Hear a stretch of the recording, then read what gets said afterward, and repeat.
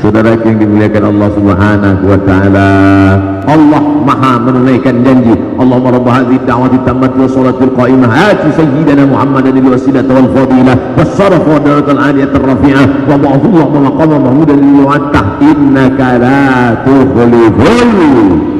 Siapa yang membaca doa ini selesai azan, halat lahu syafaati, dijawabnya azan, ditutupnya dengan doa ini, halat lahu syafaati, wajib dia mendapatkan syafaat pada hari kiamat. Mudah-mudahan kita ini semua masuk yang mendapatkan syafaat.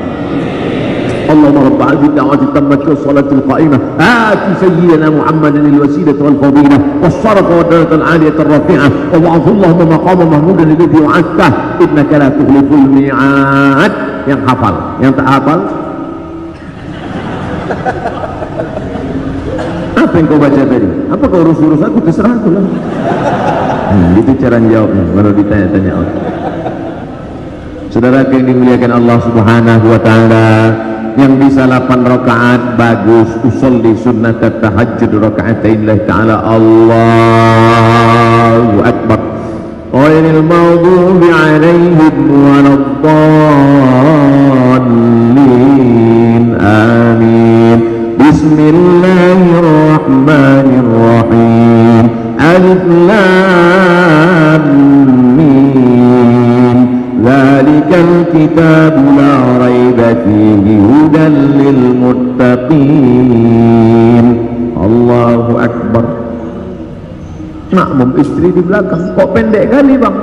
Abang baru hafal itu. Tapi kata Imam Nawawi, lebih bagus satu surat khatam daripada mengambil ayat dari tengah. Itulah makanya imam-imam kita di kampung-kampung lebih mau memilih dari juz amma, karena memakai pendapat Imam Nawawi tadi, lebih baik satu surat khatam daripada mengambil dari tengah. Mana tahu nanti ini kadang-kadang anak-anak kita ini setelah belajar di kota balik kampung nyalah-nyalahkan imam. Apa itu imam? Ayatnya cuma kul aja. Kul ya, kulhu. Kau belum ngaji. Kata Imam Nawawi, lebih baik satu surat khatam daripada ngambil di tengah. Padahal dia benar tak ada hafal di tengah itu. Nah, oleh sebab itu maka jangan menyalahkan, jangan menyepelekan orang. Ghairil maghdubi 'alaihim waladdallin. Amin.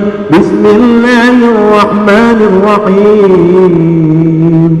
Qul huwallahu ahad. Abang ku tengok tak pernah ayat lain. Itu aja. Adinda, dulu ada sahabat Nabi namanya Qatadah ibnu Nu'man radhiyallahu anhu. Dia salat dari Isya sampai subuh, ayatnya tak dia ganti-ganti. Allah dilaporkan ke Nabi SAW, ya Rasulullah, wahai Rasulullah, ini ada orang sahabat engkau namanya Qatadah bin Nu'man, kalau salat ayatnya tak ganti-ganti kul wallah dari Isya sampai subuh. Apa kata Nabi SAW? Innaha la ta'dilu thulutsal Qur'an. Kul wallah itu sama dengan sepertiga Al-Quran. Maka sepertiga kau baca 3 kali sama dengan menghatamkan Al-Quran.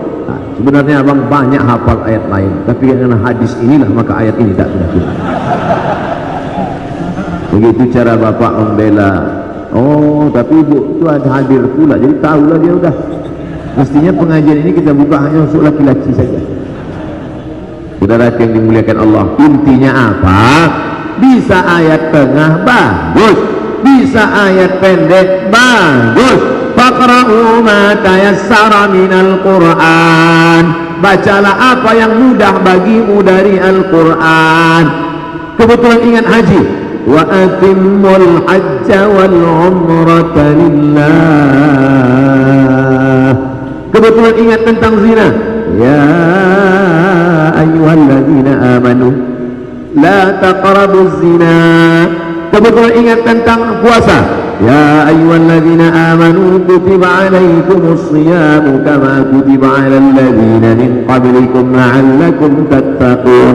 Kebetulan ingat tentang curi-mencuri, as-sariqu was-sariqatu faqata'u aydiyahuma.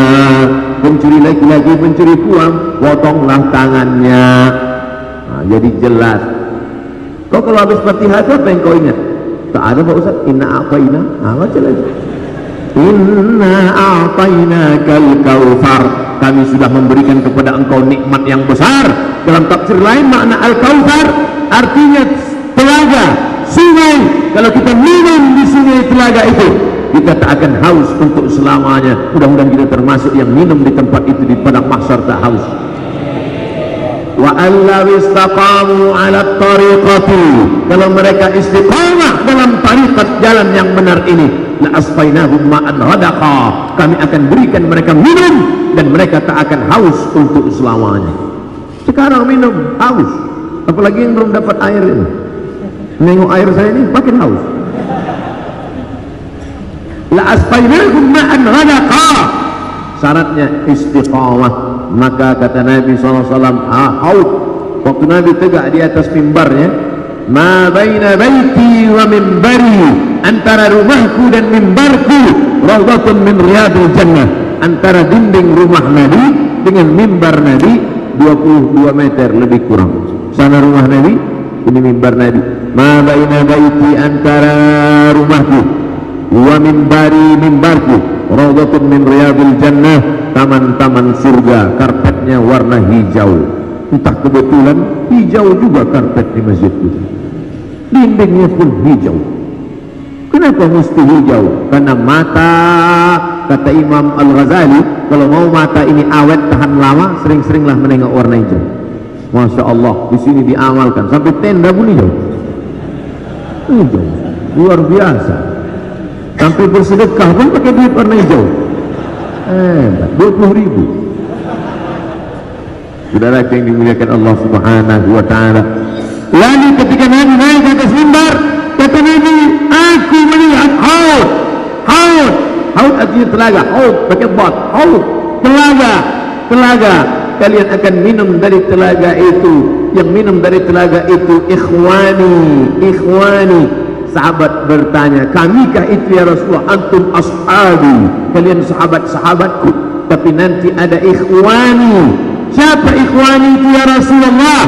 Amanu bi walam yarawni, mereka percaya kepada aku padahal matanya tak pernah menengok aku. Mudah-mudahan itu adalah kita. Kita tak pernah menengok dia, tapi kita percaya kepada dia, memperjuangkan syariatnya, menolong agama yang dia bawa, pagi dan petang berselawat kepada dia. Allahumma salli ala Sayyidina Muhammad wa ala ali Sayyidina Muhammad. Banyak-banyak berselawat. Maka menjelang azan subuh berkumandang, setelah selesai sholat tahajud, ditutup dengan witir 3 rakaat, duduk menjelang azan. Allahumma salli ala Sayyidina Muhammad wa ala ali Sayyidina Muhammad. Tapi katanya Pak Ustaz, dalam hadis itu istighfar. Dalam ayat Al-Quran, wa bil ashari hum yastaghfirun, pada waktu sahur menjelang subuh mereka banyak beristighfar. Kalau beristighfar, dosa saja yang lepas. Tapi kalau bersolawat, man shalla alayya salatan, siapa yang selawat kepadaku 1 kali, sallallahu alaihi biha asyra, Allah balas kebaikan 10 kali. Wa huttat anhu asyara sayyi'at, ditutupi dosa 10. Wa rufi'at lahu asyara darajat, dinaikkan 10 tingkatan darajat. Yang mau beristighfar silakan, yang mau bersolawat bagus. Allahumma salli ala Sayyidina Muhammad wa ala ali Sayyidina Muhammad. Allahumma salli ala Sayyidina Muhammad wa ala ali Sayyidina Muhammad. Allahumma salli ala Sayyidina Muhammad wa ala ali Sayyidina Muhammad. Itu apa itu tasbih 100 biji, tak pernah dipetik. Apalagi tasbih orang Bangka Tengah ini mantap, dari kayu gaharu. Kayu gaharu yang susah tumbuh di tempat lain.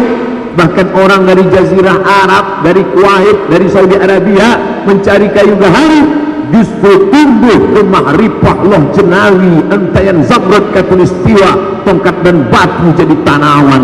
Nih dari Bangka Tengah, pokok kayu gaharu yang berkualitas tinggi tumbuh. Kayu luarnya bisa dibuat tasbih, kayu dalamnya yang berminyak Masya Allah, tabarakallah. Apa kata Pak Bupati, 20 juta harganya sekilo Pak Ustaz. 20 juta itu yang dibakar para habaib dalam majlis itu. Kalau sempatlah kita punya yang kualitas tinggi yang harga 20 juta, kita pasang. Pas sedang kita pasang, datang tamu, dipasangnya banyak-banyak. Itu meleleh air mata kita. Bukan karena asapnya, karena membayangkan harum semarbak. Nabi suka yang harum-harum, tapi harumnya original, harumnya natural.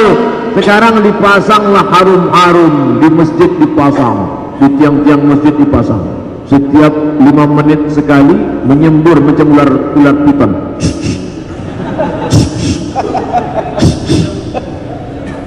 Semua jamaah menghirup.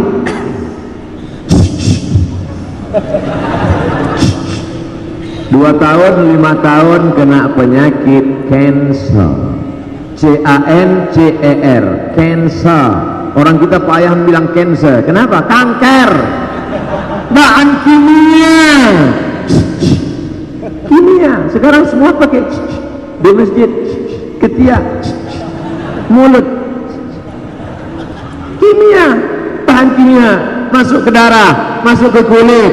Kanker leher, kanker darah, kanker macam-macam penyakit akibat. Coba pakai buhur, coba pakai buhur. Belilah buhur, bebas kanker, dapatkan di Bangka Tengah. Pesan sekarang juga. Dah potong, like and share. Saudara yang dimuliakan Allah Subhanahu wa taala. Oleh sebab itu maka nikmat Allah yang besar ini karunia. Kenapa? Karena masih ada orang melaksanakan subuh sajadah akbar beramai-ramai. Sajadah,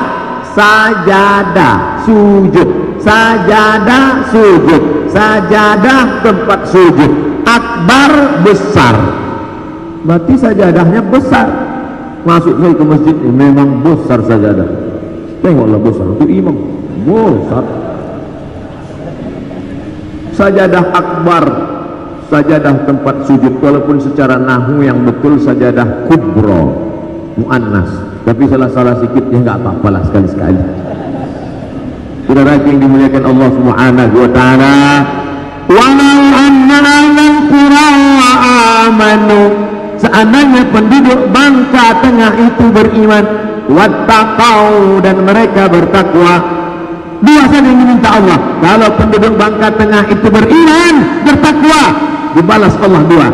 La fatahna alaihim barakat,